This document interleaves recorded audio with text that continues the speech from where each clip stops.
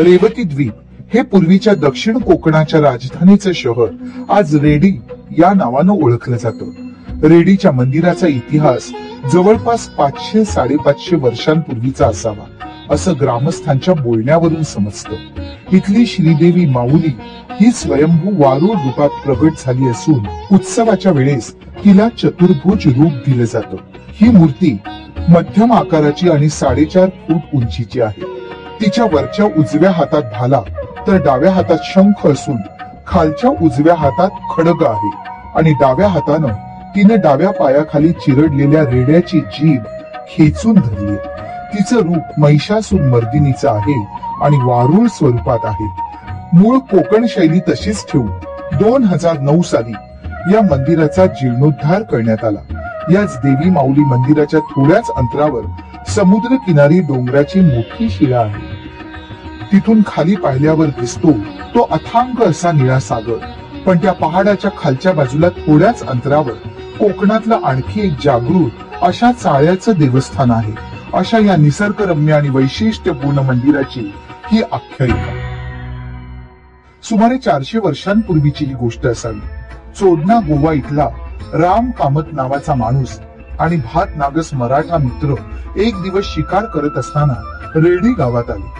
तेव्हा हे रेडी गाव संपूर्ण जंगलमय होतं आणि इथे अनेक सुंदर तलाव होते। या दोघांनी एका तलावाजवळ मुक्काम ठोकला आणि झाडावर माची बांधून दोघं झोपी गेले। रात्री सुमारे 12च्या दरम्यान एक पालखी जात असताना भात नागसनं पाहिली।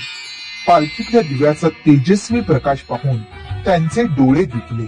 त्यांनी राम कामताला जाग करून ते दृश्य दाखवलं। पालखी नजरेआड जाईपर्यंत दोघही मोहून गेल्यासारखे ते दृश्य पाहत होते। थोड्या वेळाने भात नागसला झोप आली आणि पहाटेच्या सुमारास त्याला स्वप्न पडलं। त्या स्वप्नात देवी आली आणि देवीने त्यांना सांगितलं की माझं स्थान एका दुर्गा आड आहे, तिथली जागा स्वच्छ करून हा गाव तुम्ही चांगला वसवा, मी तुम्हा सगळ्यांचं कल्याण करेन।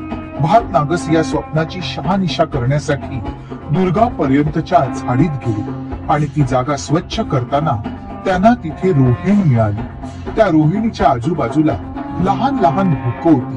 ती रोहिणी स्वयंभू होती। राम कामत आणि भात नागस यांनी आपल्या गोव्यातल्या काही लोकांना रेडी गावी आणलं आणि ज्या ठिकाणी रोहिणी होती तिथे देऊळ बांधून श्री माऊलीची प्रतिष्ठापना केली। तेव्हापासून रेडीतली ही देवी माऊली भक्तांच्या उद्धारासाठी तिथेच विराजमान आहे।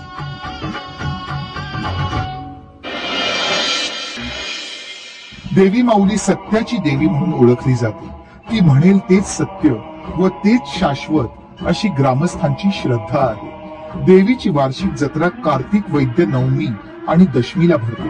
चैत्र पौर्णिमेला देवीची घटस्थापना होते। या उत्सवात 9 दिवस देवीला दररोज एक माळ वाहिली जाते। मे महिन्यात 2 दिवस देवालयात धार्मिक विधी संपन्न केले जातात, तर दिवाळीच्या आधी एकादशीला महाप्रसादाचं आयोजन केलं जातं। आषाढ शुद्ध पंचमी ते नारळी पौर्णिमा असा सप्ताह साजरा केला जातो। तसंच भागवत ग्रंथ पारायण व दिंडीही काढली जाते। हा सप्ताह नागपंचमी नंतर 2 दिवसांनी सुरू होऊन नारळी पौर्णिमेला त्याची सांगता होते। नारळी पौर्णिमेला मंदिरापासून पालखी निघते आणि पालखीचा नारळ समुद्राला अर्पण केला जातो। सप्ताह संपेपर्यंत देवालयात अविरत भजनाचं आयोजन केलं जातं। देवालयाची मुख्य जत्रा मार्गशीर्ष अमावस्येला साजरी केली जाते। मुंबई पासून हे देवस्थान 556 किलोमीटर अंतरावर असून कोल्हापूर पासून 185 किलोमीटर अंतरावर आहे। सावंतवाडी पासून 36 किलोमीटर आणि वेंगुर्ल्यापासून अवघ्या 23 किलोमीटर अंतरावर ही देवी माऊली वसलेली आहे।